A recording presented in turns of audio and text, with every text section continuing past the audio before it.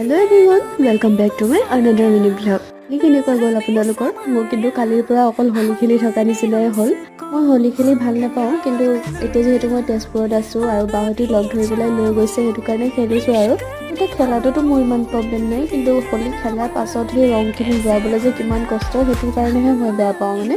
এই হিমাদ্ৰীবাৰ লেবলৈ ওলাই গৈছিলোঁ ৰাতিপুৱা ব্লাড টেষ্ট দুটামান কৰি ল'ম বুলি। ৰিপৰ্টখিনি দিয়াৰ পাছতহে গম পাম আৰু চব ঠিক ঠাক আছে নে নাই, কিন্তু ব্লাডখিনি বহুত ৰঙা দেখিছেনে, একদম কিবা ক'লা টাইপৰ হৈ গৈছেগৈ। ঘূৰি আহোঁতে আকৌ ইয়াৰ ৰং সানিলেই নহয়, আৰু হিমাদ্ৰীবাৰেও ক'লে যে অকণমান খেলি আহোঁ বুলি, সেইটো কাৰণে মই ৰুমলৈ আহি পেলাই টি চাৰ্টটো চেঞ্জ কৰি ল'লোঁ যিহেতু নতুন আছিলে, আৰু তাৰপিছত আমি ওলাই গ'লোঁ।